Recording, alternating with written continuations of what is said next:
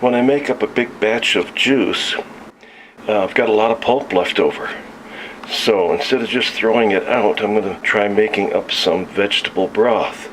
So you can see there's a lot of pulp in here. This is a pretty big pot. So we're going to cover that with water, put in some spices, some garlic, some cayenne, black pepper, salt, spice it up a little bit, and then bring it to a boil, let it cool, and then run it through a strainer and see what I end up with for broth. This is an experiment.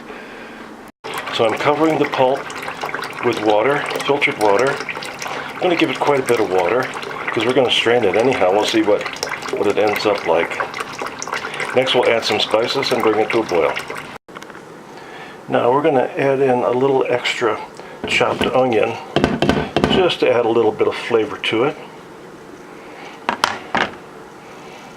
Don't have to do that, of course, because when you make a soup, you're going to add extra vegetables, probably onion to that too. But anyhow, I had half an onion left over, so we're going to add that in just to flavor it up some.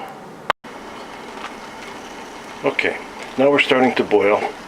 I'm going to shut the heat off and just let it sit for a couple hours and simmer a little bit. Okay, so now we're going to strain this out.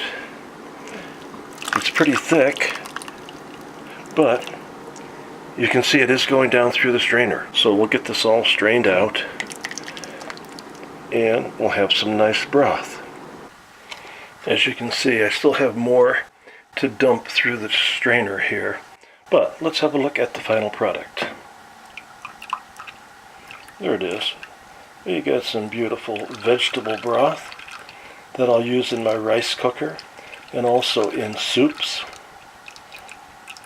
So we've reclaimed some nutrients, hopefully, from the pulp.